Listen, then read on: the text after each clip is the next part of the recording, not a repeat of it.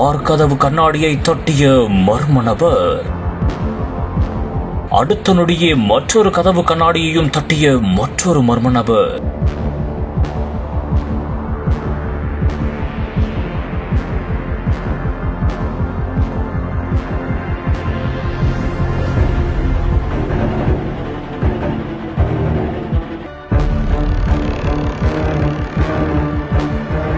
ஒரே சமயத்தில் இரண்டு புறமும் தட்டியதால் பதறிப்போன கார் ஓட்டுநர் அசந்த நொடியில் ஸ்கெட்ச் போட்டு ஐபோனையே தூக்கிய ஷாக்கிங் வீடியோ.